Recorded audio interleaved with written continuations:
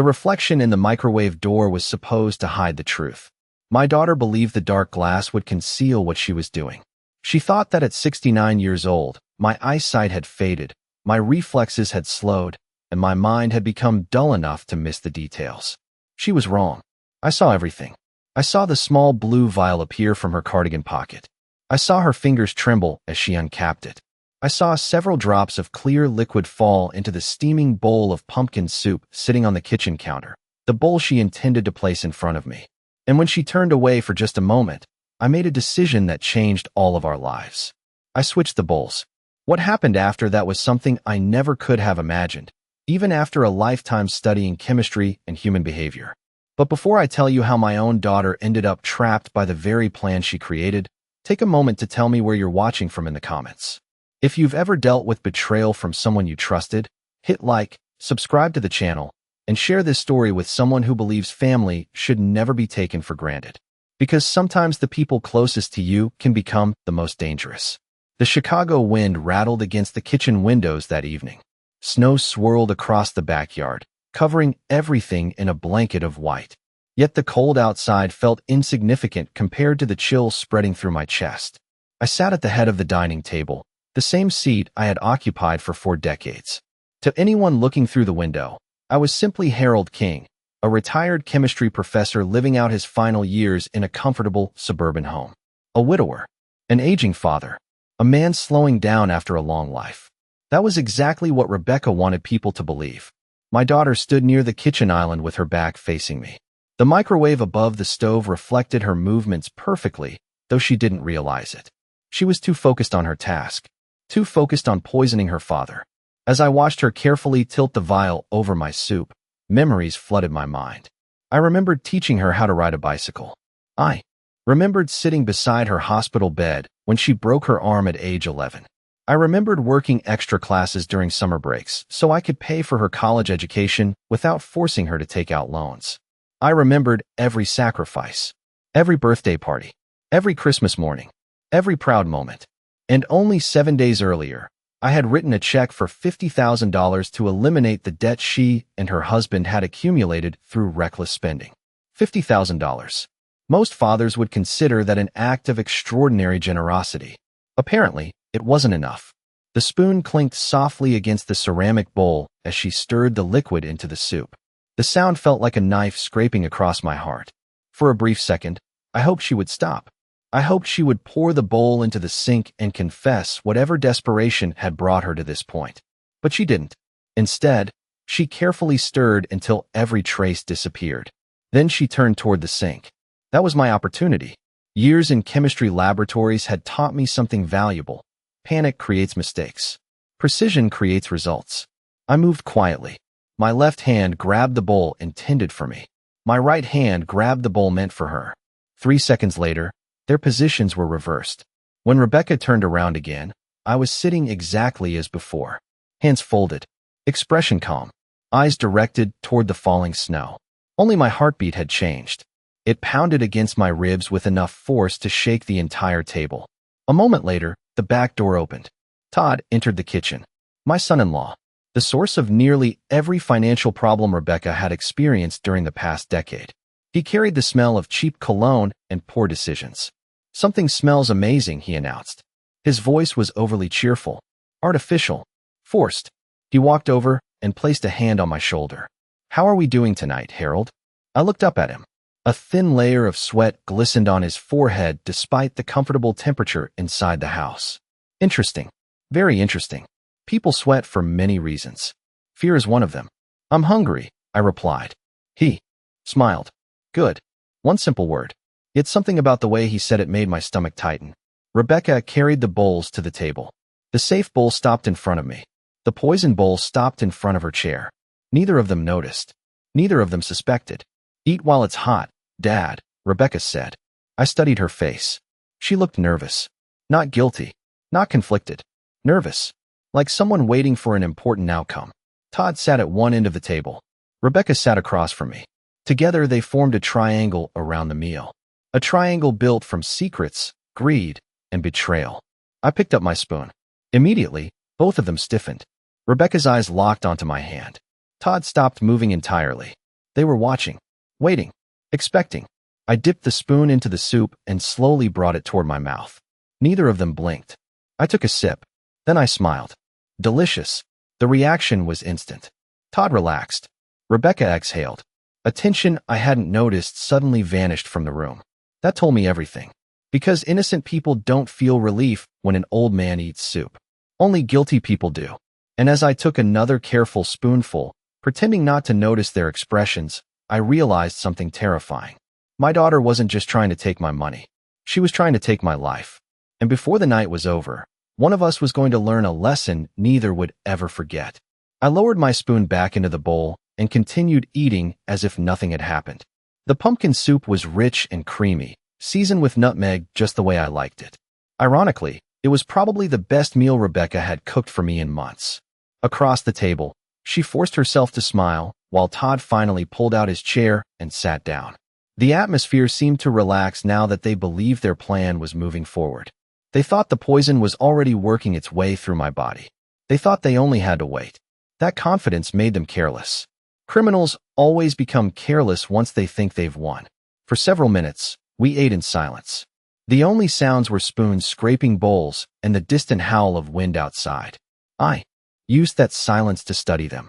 Todd couldn't stop glancing at his watch. Rebecca kept stealing nervous looks in my direction. Every few seconds, she seemed to check whether I was sweating, coughing, or showing any sign of distress.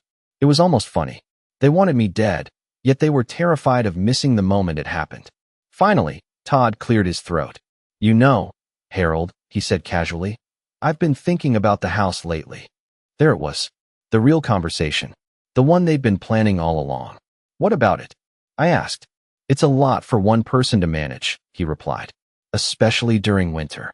Rebecca immediately joined in. "Dad, we're worried about you." I looked at her. "Worried? Of course," she said. "Last week you forgot about the water bill." That was a lie. I had mailed the payment 3 days early. "And you left the garage open the other night," Todd added. Another lie. Todd had the security code. He could have opened it himself. They were building a narrative, a story, a foundation for something larger. "I'm doing fine," I said calmly.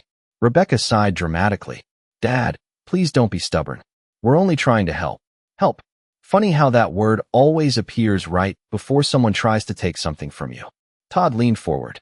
"There's a wonderful assisted living community outside the city. We visited it recently."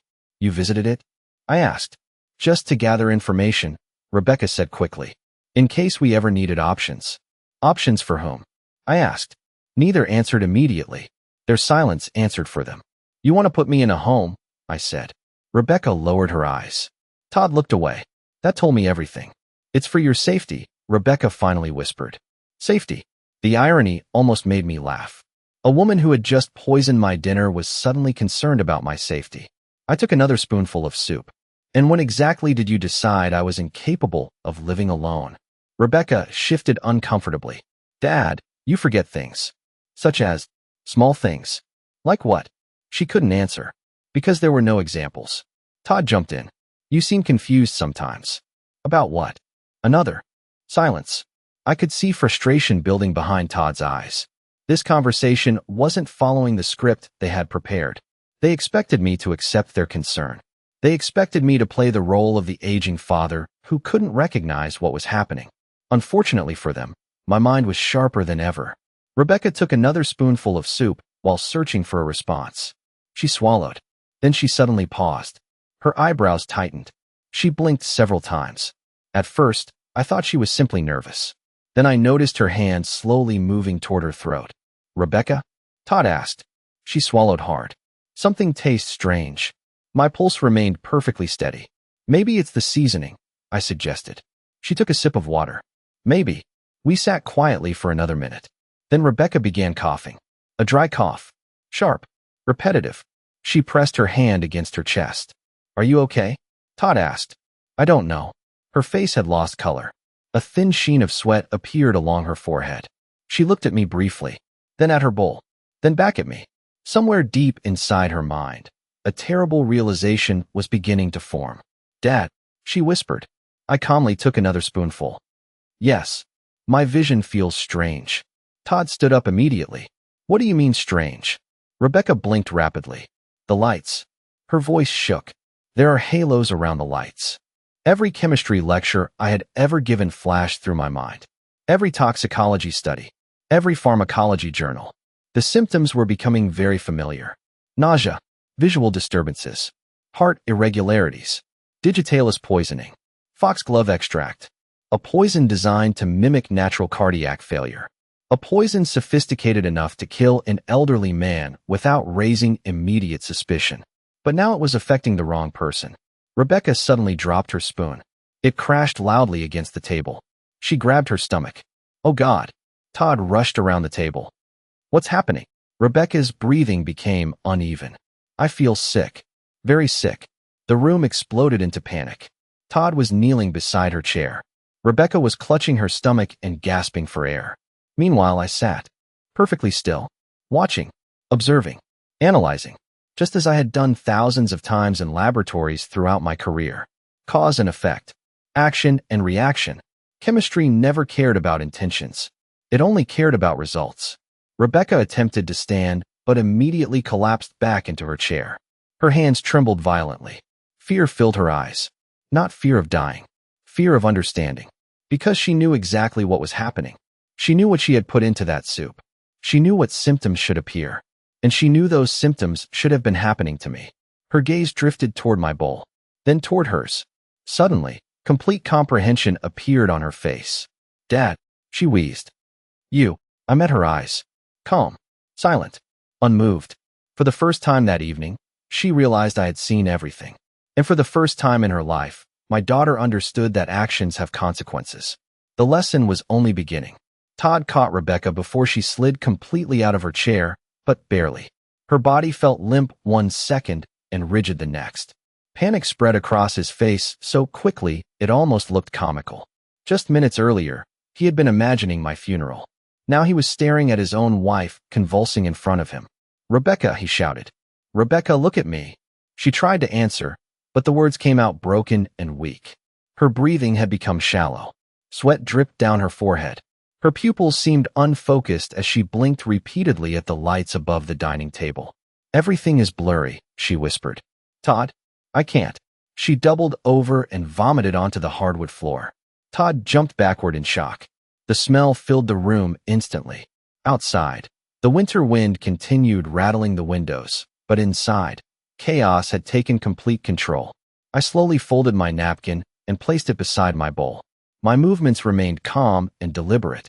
A lifetime in chemistry had taught me that panic solved nothing. Panic only revealed weakness. Todd looked at me desperately. Do something, he screamed. Help her. I stared at him for several seconds before standing. Help her, I asked quietly. Call an ambulance, he shouted. She's dying. Rebecca fell from her chair and hit the floor hard. Her body curled into itself. Her fingers clawed at the hardwood as though she were trying to pull herself away from the pain. She looked up at me through tear-filled eyes. There was no confusion left now. No uncertainty. She knew exactly why this was happening. She knew exactly whose bowl she had eaten from. Dad, she gasped. Please. I knelt beside her.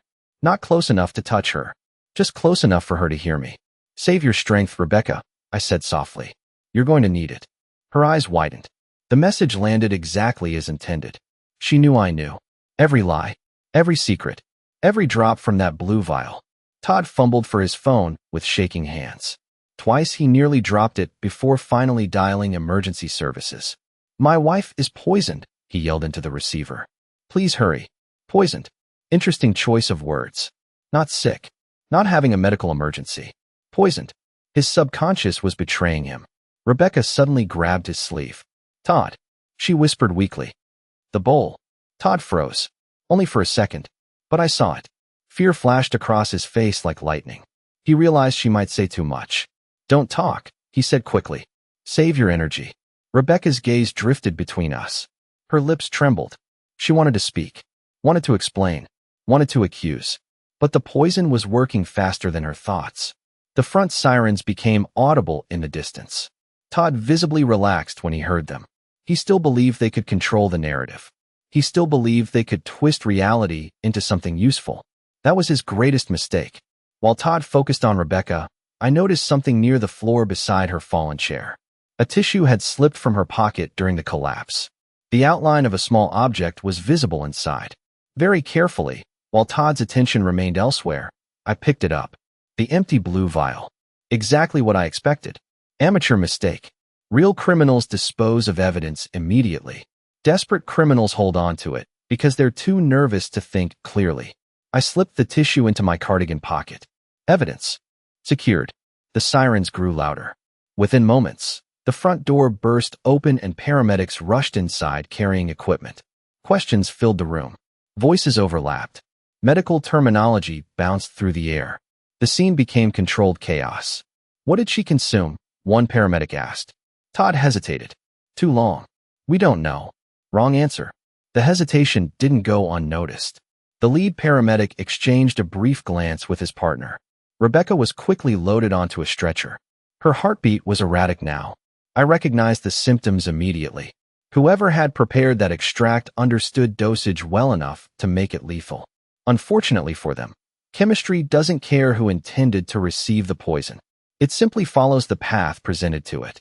As the paramedics prepared to move her outside, Todd turned toward me. His face looked pale.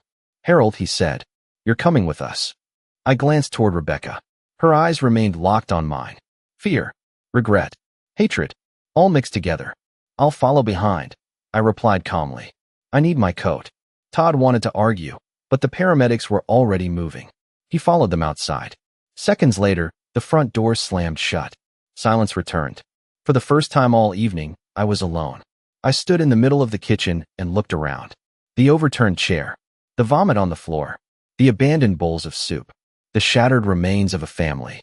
Slowly, I walked to the sink and picked up my bowl. The bowl that should have contained my final meal. Without hesitation, I poured the remaining soup down the drain. The disposal roared to life, swallowing the evidence. Then I reached into my pocket and removed the tissue containing the vial. Holding it beneath the kitchen light, I examined the final drop of blue liquid still clinging to the glass. A tiny drop, yet powerful enough to destroy multiple lives. I slipped it safely back into my pocket. Then I walked into the hallway and looked at my reflection in the mirror. The man staring back at me didn't look frightened. He didn't look broken. He certainly didn't look like a victim.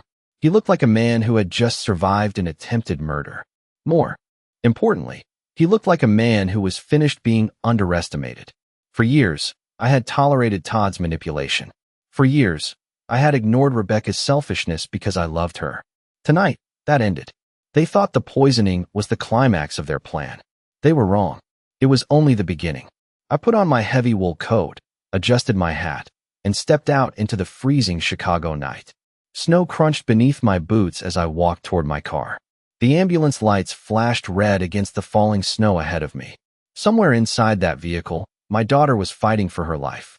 A life she had willingly risked trying to take mine.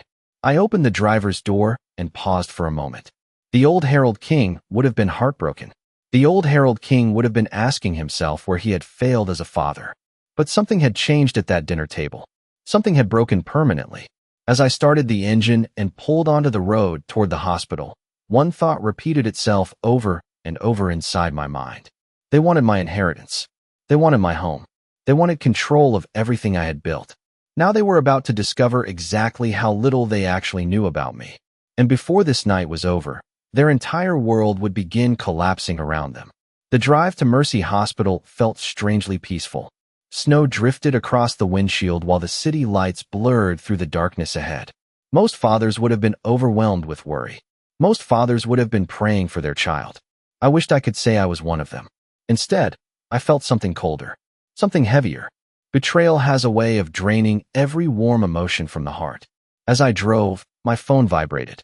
The caller ID displayed a name very few people knew existed in my life, Leonard Banks. I answered immediately. Tell me I'm wrong, Leonard said without greeting. His voice carried years of friendship beneath its professional calm. Tell me they didn't actually do it. I tightened my grip on the steering wheel. They did. Silence filled the line. How bad? He finally asked. Digitalis, most likely. Rebecca poisoned the soup. Another. Silence. Longer this time. And she ate it herself. Leonard exhaled heavily. Dear God. I switched the bowls. Harold. His tone shifted instantly. That's going to complicate things. No, I replied. What's complicated is explaining why my daughter tried to murder me a week after I paid off $50,000 of her debt. Leonard didn't argue, because he already knew more than most people. He knew about Todd's gambling problems. He knew about Rebecca's spending habits. Most importantly, he knew the truth about my finances. The truth my family had never discovered. For decades, I allowed everyone to believe I was a retired teacher living comfortably on a pension. That story had served me well. It kept people honest. Or at least it revealed who wasn't honest. What Rebecca and Todd didn't know was that 15 years earlier, I had sold a pharmaceutical patent worth millions. A small chemical innovation. A coding technology that eventually became standard across several medical industries. The deal had changed my life. Yet I never flaunted the money. Never upgraded my lifestyle. Never purchased mansions or luxury cars. I wanted people to value me rather than my bank account. Tonight, I finally learned exactly how much I was worth to my own daughter. They're going to make a move, I said. Especially if Rebecca survives. Leonard immediately understood. The conservatorship. Exactly. Todd had mentioned assisted living at dinner for a reason. The poisoning wasn't their only plan. It was simply the fastest one. If murder failed, they would move to legal control. They would paint me as an aging man losing his mind. They would convince a judge I needed supervision.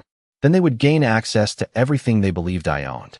We prepared for this years ago, Leonard reminded me. Are you authorizing it? I stared through the windshield at the flashing emergency lights visible ahead. Years ago, Leonard and I had created a contingency plan, something we jokingly called Protocol Shield. It was designed for a worst-case scenario I never believed would happen. A system that could instantly isolate every account, every asset, every financial pathway. Connected to me. Total lockdown. Complete protection. Activate it, I said. Leonard hesitated. Harold, once I do this, there won't be any easy way back. Good. Every authorized card gets suspended. Good. Joint accounts frozen. Good. Mortgage subsidies end immediately. Very good. Leonard sighed. You sound frighteningly calm. They tried to kill me. That ended the discussion. I'll start the process now, he said quietly. By morning, they won't be able to access $1. I ended the call and pulled into the hospital parking lot. Snow continued falling as I sat in the darkness for several moments. Across the lot, I could see Todd pacing near the emergency entrance. His movements were frantic, nervous, desperate. He reminded me of a rat searching for an exit in a flooding tunnel. I stepped from the car and walked toward the building. The smell of disinfectant greeted me immediately upon entering. Nurses moved quickly through hallways. Families sat anxiously in waiting areas. Somewhere behind closed doors, doctors worked to save the life of the woman who had attempted to end mine. Todd spotted me almost instantly. He rushed over. She's still alive, he blurted out before I could say anything. Strange choice of words. Not, she's stable. Not, she's getting treatment. Just relief that she remained alive. That's good, I replied. Todd stared at me carefully, studying me, looking for something. Maybe guilt. Maybe fear. Maybe evidence that I knew what had happened. He found none. The doctors think it's poison, he said. Really? I asked. Yes. His eyes narrowed slightly. Can you believe that? I held his gaze. No, I can't. Before he could continue, a doctor emerged from the treatment area. Todd immediately rushed toward him. How is she? The physician glanced at a clipboard. She's stable for now. Todd visibly relaxed. What caused it? The doctor looked serious. Laboratory testing suggests digitalis toxicity. There it was. Confirmation. The doctor's words landed like a hammer. Todd's expression froze. Only briefly, but long enough. He recovered quickly. Too quickly. Digitalis, he repeated. How could that happen? We're investigating, the doctor said. Does she have access to foxglove plants? Todd slowly turned toward me. A look of inspiration appeared in his eyes. Dangerous inspiration. The kind that appears when a desperate man discovers a new lie. Actually, Todd began. My stomach tightened slightly. Here it comes. Harold grows foxglove. The doctor looked toward me. You do? I nodded. Among other plants. Todd stepped forward eagerly. He's been confused lately. Interesting. Very interesting. The narrative was beginning already. Confused? The doctor asked. Todd nodded enthusiastically. For months. Lie. Forgetful. Lie. Mixing things up. Lie. Leaving things around. Lie. I watched him build the foundation brick by brick. The story they had planned before dinner. The story designed to strip me of control. The story that would make me appear dangerous. The doctor studied me carefully. "Mr. King, have you experienced memory problems recently?" This was the moment. The critical moment. I could expose everything immediately. Tell them about the vial. Tell them about the poisoning. Tell them about the bowl swap. But that would start a battle before I was ready. No. Better to let Todd keep talking. Better to let him reveal his full strategy. Better to let him feel safe. I lowered my eyes slightly. Then I allowed my shoulders to sag. "Sometimes," I whispered. Todd's face brightened. The fool actually looked relieved. "See," he said quickly. "I've been worried about him." The performance was impressive. Concerned son-in-law. Loving family member. Protective caretaker. Unfortunately for him, I had spent decades studying reactions. Human reactions included. And right now, Todd was revealing far more than he realized. He thought he was setting a trap for me. In reality, he was walking directly into one of his own. Because while everyone focused on Rebecca's condition, Leonard was already moving pieces behind the scenes. Bank accounts, credit cards, financial access, every lifeline Todd depended upon. By sunrise, those lifelines would disappear. And when desperation met greed, people made mistakes. Big mistakes. The kind that destroyed lives. As I sat down in the waiting room and watched Todd continue explaining my supposed decline to anyone willing to listen, I realized something important. The poisoning wasn't the real crime. The poisoning had simply exposed who they truly were. The real battle was only beginning. And for the first time all night, I was looking forward to it. By 3 o'clock in the morning, the waiting room had become a battlefield disguised as a hospital corridor. The fluorescent lights buzzed overhead. Nurses moved in and out of treatment areas. Coffee cups accumulated on side tables.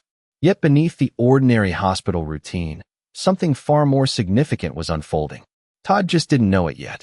He sat across from me, scrolling endlessly through his phone. Every few minutes, he would stand, pace for a while, then sit back down again. Anxiety radiated from him. To anyone else, he looked like a worried husband. To me, he looked like a man trying desperately to stay ahead of a collapsing situation. Around 4 in the morning, his phone rang. The change in his expression happened instantly. He glanced at the screen and frowned. Then he answered. "What?" A pause. "What do you mean decline?" Another pause.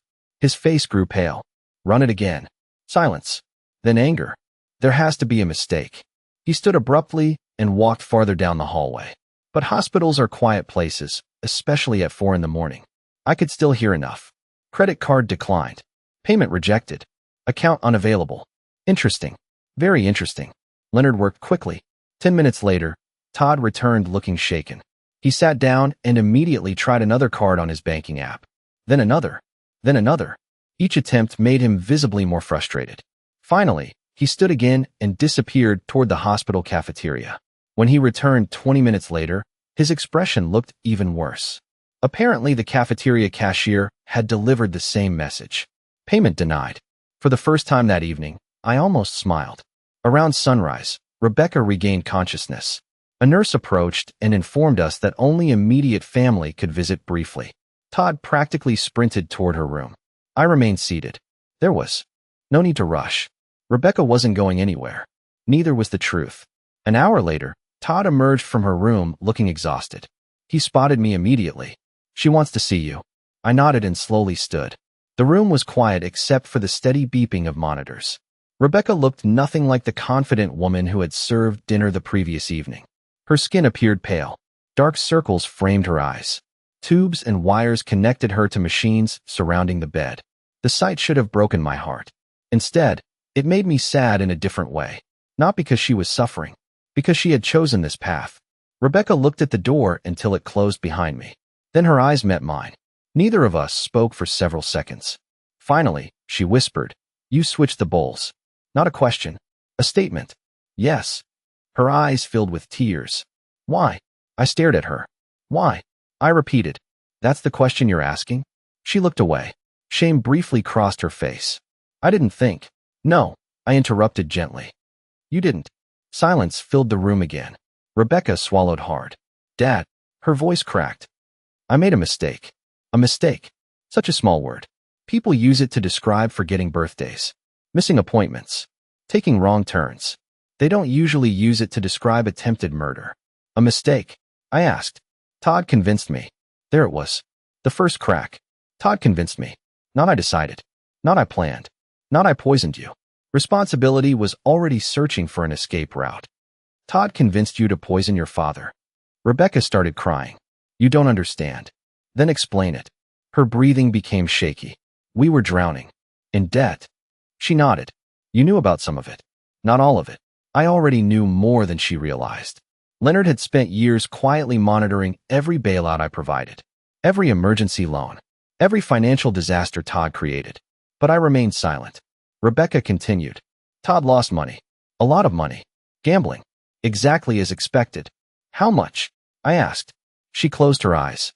Almost $900,000. Even I felt a jolt from that number. 900,000. Incredible. How? Sports betting. Crypto schemes. Online casinos. Loans. Her voice barely rose above a whisper. It just kept getting worse. The pieces finally fit together. Every emergency. Every request for help. Every financial crisis. None of them had been accidents. They had been symptoms. And killing me solved the problem? Rebecca covered her face. Todd said we'd inherit everything. There it was. The secret at the center of everything. Not hatred. Not revenge. Greed. Simple, ugly greed. Todd believed I was wealthy enough to rescue him permanently. Ironically, he was right. He just chose the worst possible method. Did Todd get the poison? I asked. Rebecca hesitated. That hesitation told me enough. Rebecca. Yes. Who bought it? More tears. Todd. Who suggested using it? She looked away. Todd. Who planned dinner? She didn't answer. She didn't need to. The truth hung in the air between us. Todd had engineered everything. Rebecca had participated willingly, but the blueprint belonged to him. The door suddenly opened. Todd walked in carrying coffee. His smile vanished the instant he saw our expressions. He immediately sensed something had changed. Everything okay? He asked cautiously. Rebecca didn't answer. She stared at the blanket covering her legs. Todd looked at me, then at her, then back at me. Fear flickered behind his eyes. For the first time, he understood that control was slipping away. Can we have a minute? I asked. Todd hesitated. I'd rather stay. I'd rather you leave. The tension became palpable. Rebecca finally spoke. Todd, please. He froze. That single word carried more meaning than she intended. Not stay. Not help. Please leave. Todd reluctantly set down the coffee and walked out. The door closed behind him. Rebecca immediately began crying harder. He's going to blame me. I sat quietly beside the bed. He already is. Her eyes widened. Because she knew I was right. People like Todd never accept responsibility. They simply look for the nearest sacrifice. Listen carefully, I said. What happens next depends entirely on you. Rebecca stared at me. What do you mean? I leaned slightly closer. The police will investigate. Her face lost all color. The hospital already confirmed poisoning. Toxicology reports will follow. Evidence will surface. I reached into my coat pocket and placed the empty blue vial on the bedside table. Rebecca gasped. Her eyes widened in horror. You kept it? Of course I did. She stared at the vial as if it were a loaded weapon. In many ways, it was. Because that tiny piece of glass had the power to destroy everything Todd had built. Every lie, every scheme, every manipulation. Rebecca looked from the vial to my face. What are you going to do? She whispered. I stood and adjusted my coat. Then I looked down at my daughter. The daughter I once would have done anything to protect. That, I said quietly, depends on whether you finally decide to tell the truth. And as I walked toward the door, I knew the next 24 hours would determine the fate of everyone involved. Because secrets survive only as long as fear protects them. And fear was beginning to disappear.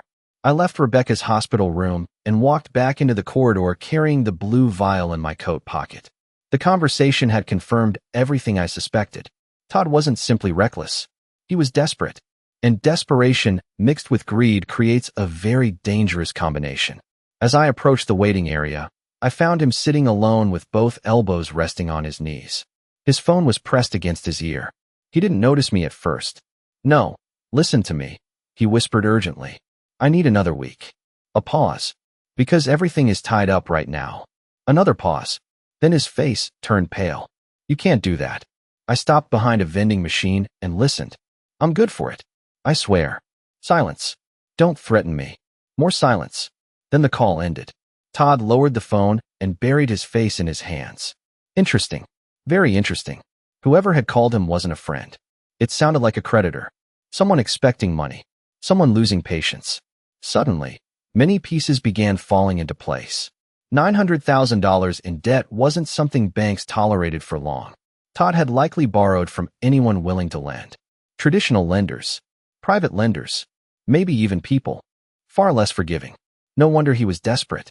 No wonder inheritance had become his obsession. I continued walking and allowed him to notice me. He immediately straightened. How is she? I asked. Todd studied my face carefully. Tired. I'm sure.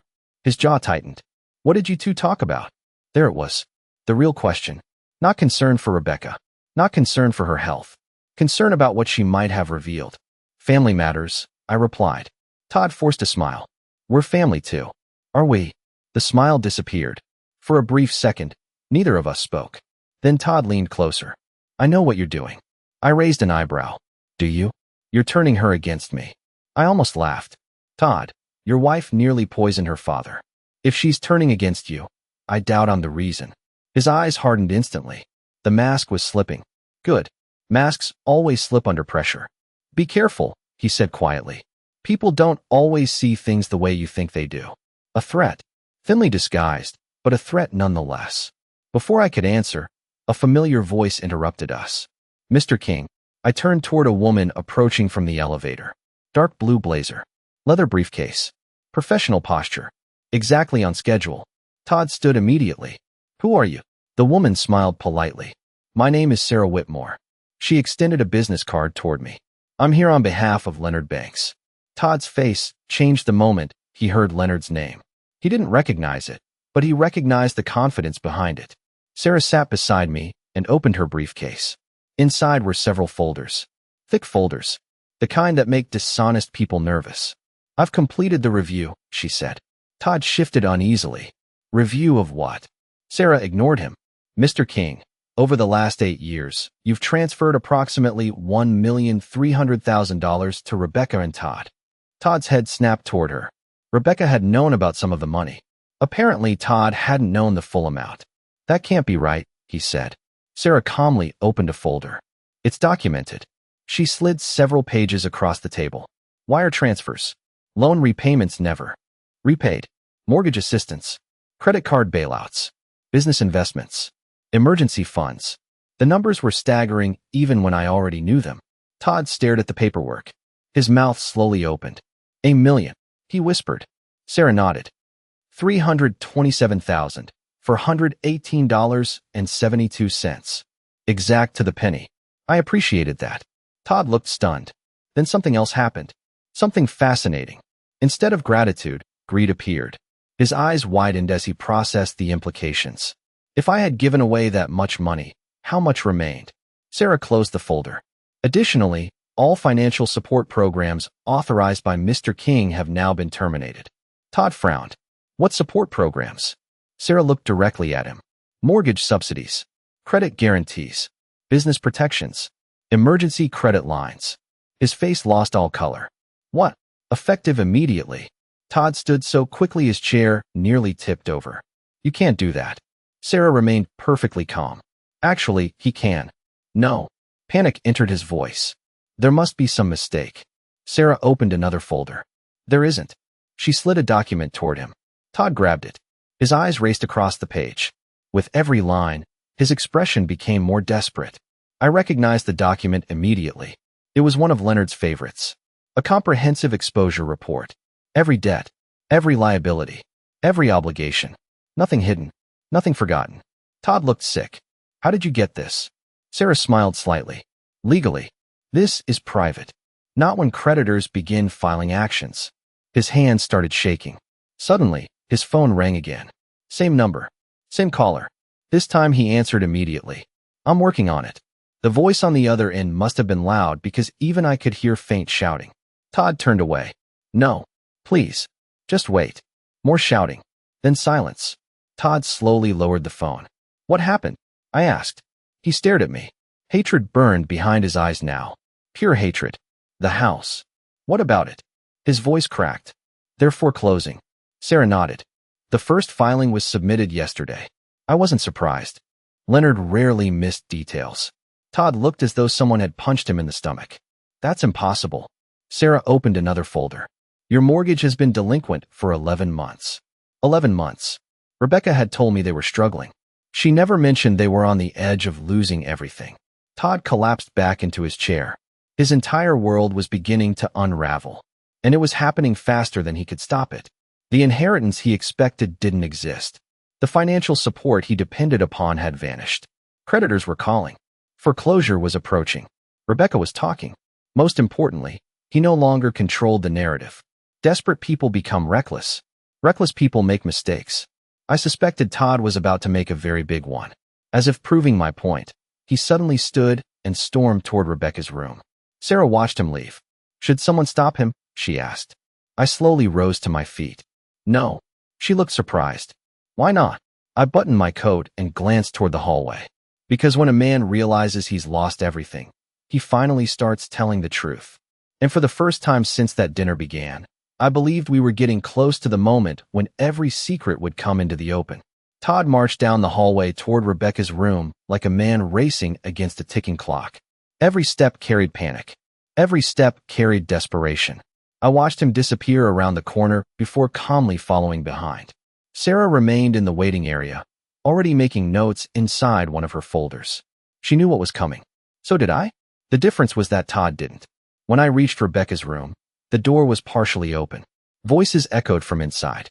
Angry voices. Todd stood beside the bed while Rebecca looked visibly shaken. Why would you tell him anything? Todd hissed. Rebecca stared at him in disbelief. Tell him anything? You know exactly what I mean. Todd, I almost died. And now we're both going to lose everything. There it was. Not concern.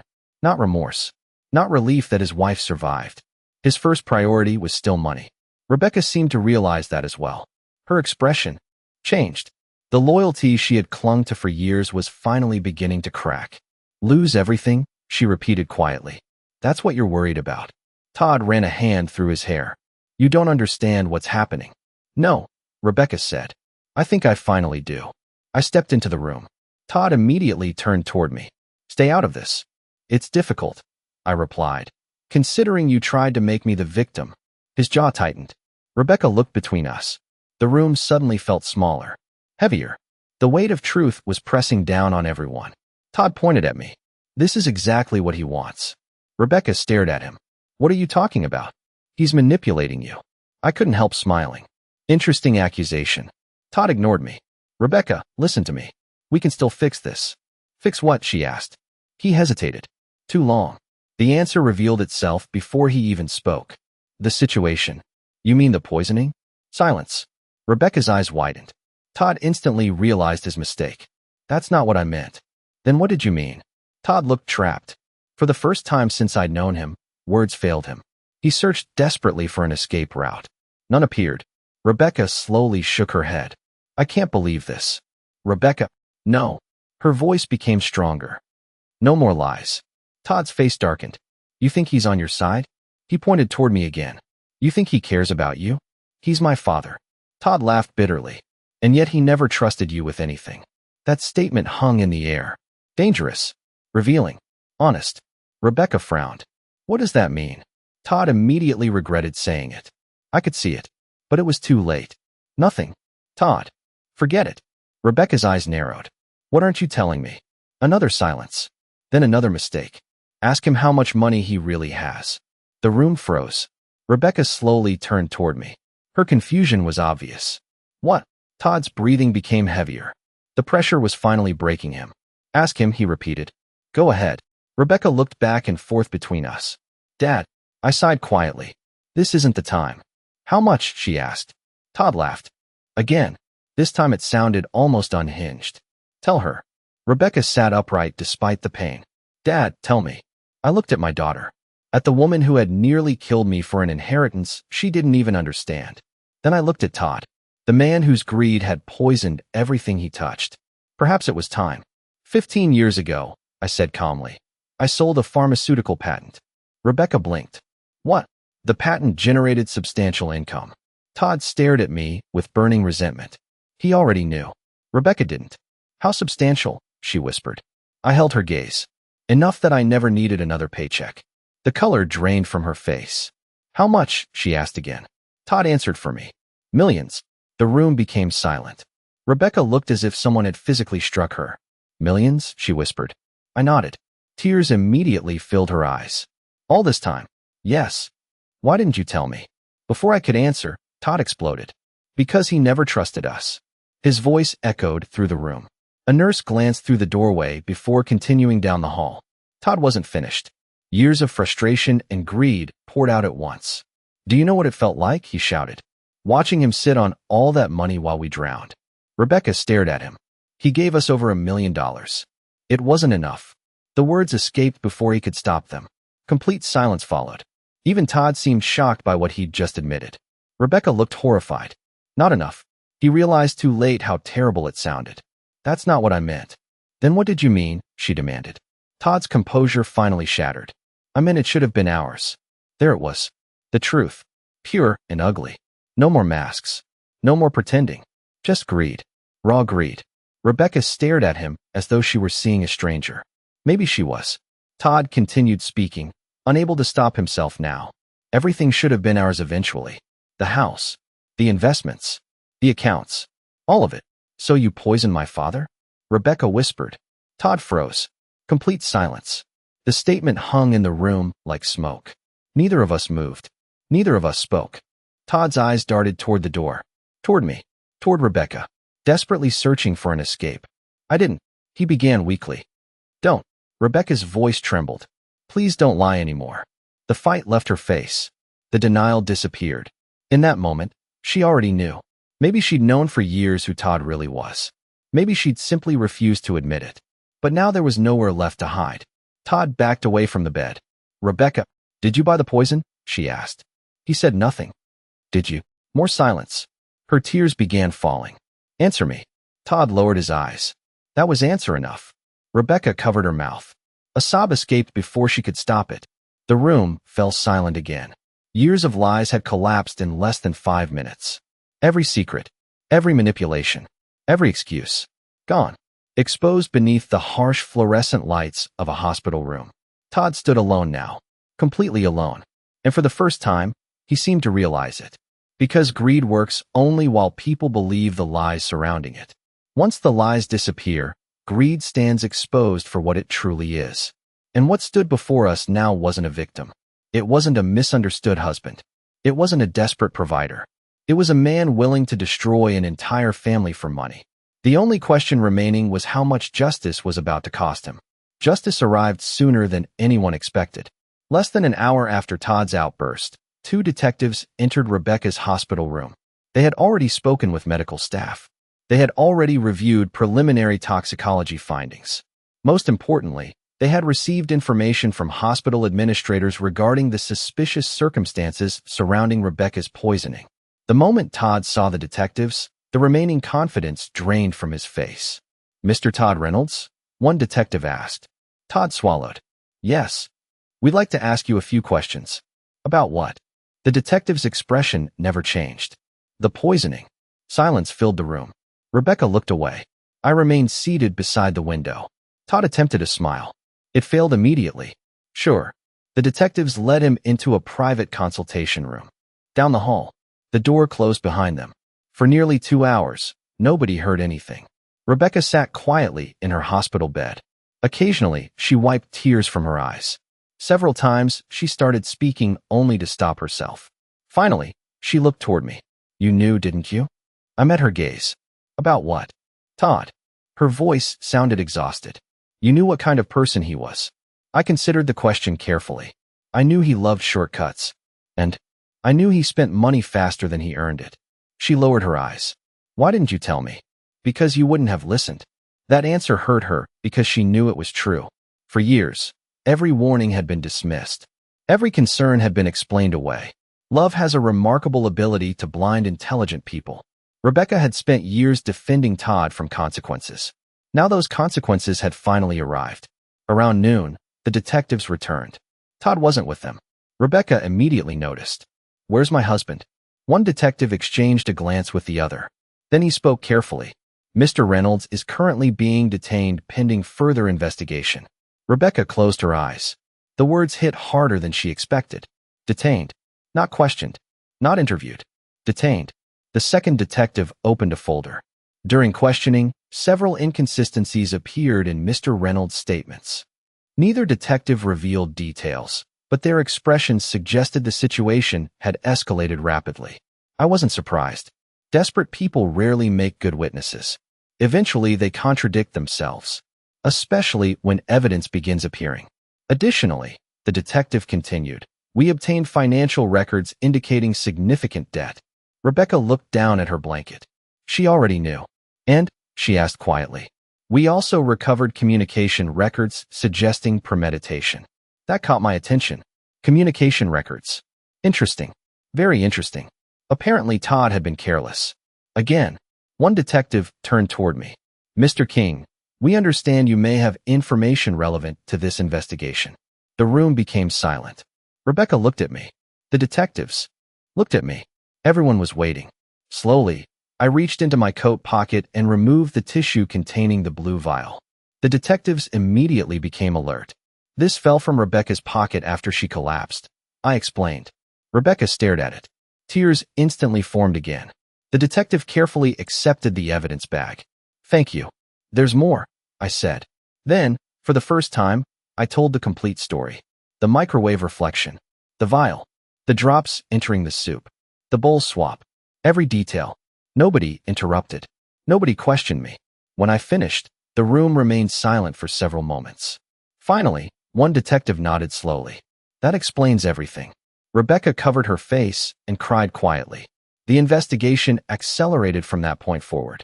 By evening, search warrants had been issued. Electronic devices were seized. Financial records were reviewed. Phone messages were recovered. The truth emerged faster than anyone expected. Todd hadn't simply discussed inheritance. He had obsessed over it. Messages revealed months of planning, months of complaints, months of resentment toward me. More disturbing were the searches investigators discovered on his devices. Toxicology information, digitalis dosage calculations, inheritance law, estate transfer procedures, assisted living conservatorship. It was all there, step by step, piece by piece, a blueprint for what he hoped would become the perfect crime. Instead, it became evidence. By the following morning, the news was even worse for him. Several creditors had come forward. Business associates began talking. Former friends suddenly remembered conversations. People always become cooperative when they realize someone else is taking the fall. Rebecca listened to updates with growing disbelief. The man she married seemed less familiar with every new revelation. I didn't know, she whispered repeatedly. Maybe she didn't. Or maybe she knew enough to suspect, but chose not to look deeper. Either way, the result was the same. Her life had collapsed around her. Late that afternoon, the lead detective returned one final time. Mr. Reynolds has been formally charged. Rebecca closed her eyes. What charges? The detective looked down at his notes. Attempted murder, conspiracy, criminal poisoning, fraud-related offenses, and several financial crimes currently under review. The list seemed endless. Rebecca's shoulders slumped. The reality was finally undeniable. Todd wasn't coming home. Not anytime soon. After the detective left, silence filled the room again. Outside the hospital window, snow continued falling across Chicago. The city moved forward as if nothing had happened. Rebecca stared at the white landscape for a long time before speaking. Dad, yes. Her voice barely rose above a whisper. Do you hate me? The question lingered in the air. For a moment, I thought about everything. The soup, the lies, the greed, the betrayal, the years of manipulation. Then I looked at my daughter. Not the woman who poisoned me. Not the woman who chased an inheritance. Just my daughter. Broken. Ashamed. Lost. No, I said honestly. Tears rolled down her cheeks. Why not? I looked out the window again. Because hate would make me exactly like the people who tried to destroy me. Rebecca cried harder. And for the first time since that terrible dinner, I saw genuine remorse instead of fear. Genuine regret instead of self-preservation. Perhaps justice wasn't only happening in courtrooms and police stations. Perhaps it was happening here too. Inside a hospital room where a daughter was finally confronting the consequences of her choices. But one final chapter still remained. Because justice may expose the truth. It may punish the guilty. Yet healing is something entirely different. And neither of us knew whether healing was still possible. 3 months later, I stood beneath a bright spring sky in Lincoln Park and watched children fly kites across a field of fresh green grass. Winter had finally released its grip on Chicago. The snow was gone. The trees were blooming again. Life, as it always does, had continued moving forward. Yet sometimes I still found myself replaying that night in my mind. The microwave reflection. The blue vial. The bowl of soup. One tiny decision had changed everything. The criminal case against Todd moved quickly. Far more quickly than his attorneys expected. The evidence was overwhelming. Digital records. Financial records. Toxicology reports. Witness statements. Search histories. Text messages. The deeper investigators looked, the worse it became. In the end, Todd accepted a plea agreement rather than face a public trial. He had little chance of winning. Even then, the sentence was substantial. Years behind bars. Years to think about the choices that had brought him there. The newspapers covered the story briefly. A local businessman buried in debt. A poisoning plot. An inheritance motive. Public attention lasted less than a week before moving on to newer scandals. That's how the world works. Headlines disappear. Consequences remain. Rebecca, however, faced a different kind of punishment. No judge could sentence her more harshly than her own conscience already had. She spent weeks recovering physically. The poison had nearly stopped her heart. Doctors called her survival fortunate. I called it ironic. Once released from the hospital, she moved into a small apartment on the north side of the city. Nothing luxurious. Nothing impressive. Just a quiet place where she could rebuild her life one day at a time. At first, our conversations were awkward. Painfully awkward. Neither of us knew how to bridge the distance between us. What do you say to a daughter who helped plan your death? What do you say to a father who survived it? Some wounds don't heal through apologies. Some wounds heal through actions. Through time. Through consistency. One afternoon, about a month after the sentencing, Rebecca showed up at my house carrying a cardboard box. "What's this?" I asked. She placed it on the dining table. The same dining table where everything had happened. Then she opened the box. Inside were checks, documents, jewelry, expensive handbags, designer watches, small pieces of a life built on excess. "I'm selling everything," she said quietly. I looked at her. "Why?" She shrugged slightly. "Because for the first time in my life, I want to earn something instead of expecting it." That answer surprised me. Not because it was dramatic, because it was sincere. Over the following weeks, she found work at a nonprofit organization helping families recover from financial crises. The irony wasn't lost on either of us. A woman who nearly destroyed her life chasing money now spent her days helping others avoid similar mistakes. Sometimes people change because they want to. Sometimes they change because life leaves them no alternative. Either way, change is still change. One evening, nearly 4 months after the poisoning, Rebecca invited me to dinner. The invitation alone felt significant. We met at a small family-owned restaurant near the lake. Nothing fancy, just good food and honest conversation. Halfway through the meal, she put down her fork. "Dad." "Yes." Her eyes filled with emotion. "There's something I've never said." I waited. She took a deep breath. "I'm sorry." Not the hurried apology she'd offered in the hospital. Not the defensive apology people give when they're trying to avoid consequences. A real apology. The kind that costs something. "I'm sorry for all of it," she continued. "The lies. The greed. The excuses. The way I treated you." Tears formed in her eyes. "You spent your whole life protecting me, and I repaid you by listening to the worst person I ever met." I sat quietly for several moments. Then I nodded. "Thank you." She looked surprised. "That's it." I smiled slightly. "What else should I say?" Rebecca laughed through her tears. For the first time in months, the sound felt genuine. Not forced. Not nervous. Genuine. We finished dinner and walked along the lake afterward. The city lights reflected across the water. A cool breeze drifted in from the shoreline. Eventually, Rebecca stopped walking and turned toward me. "Can I ask you something?" "Of course." "Why did you forgive me?" The question deserved an honest answer. Because forgiveness isn't about excusing what happened. She listened carefully. "Then what is it?" I looked out across the dark water. "It's deciding that the worst thing someone has ever done isn't the only thing they're allowed to become." Rebecca wiped away a tear. Neither of us spoke for a while. Sometimes silence says more than words. A year later, things looked very different. Rebecca had rebuilt her finances, rebuilt her confidence. Most importantly, she had rebuilt her character. Not perfectly. Nobody does. But honestly, she worked hard, lived modestly, made her own decisions. For the first time in decades, she wasn't relying on someone else to rescue her. As for me, I finally made a choice regarding my estate. Not because of fear, not because of pressure, because clarity had arrived. I established a charitable foundation using a large portion of my wealth. Scholarships for science students, grants for medical research, support programs for struggling families. The money would outlive me by helping people rather than controlling them. Rebecca supported the decision immediately. In fact, she volunteered to help manage several community projects connected to the foundation.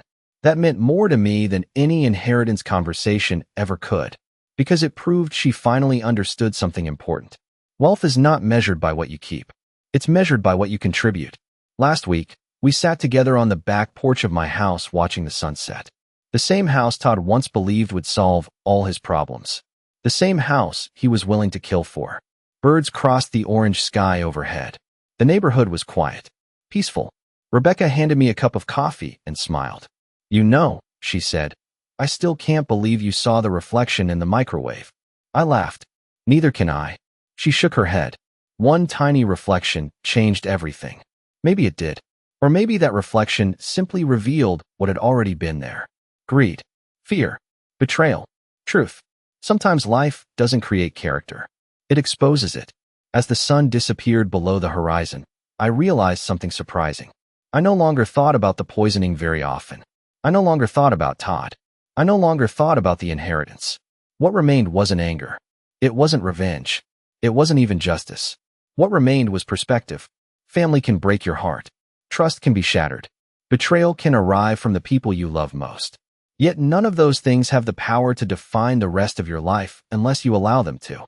I looked at my daughter sitting beside me and felt something I hadn't expected to feel again. Hope. Not because the past had disappeared. Not because the damage had never happened. But because healing had happened anyway. And sometimes that's the greatest victory of all. If this story reminded you that greed always carries a price, and that forgiveness requires far more strength than revenge, leave a comment below and tell us what part of the story affected you most. Don't forget to like, share, and subscribe, because every story teaches a lesson, and this one taught me something I'll never forget. The people who try to take everything from you often reveal exactly what truly matters. And what truly matters can never be stolen.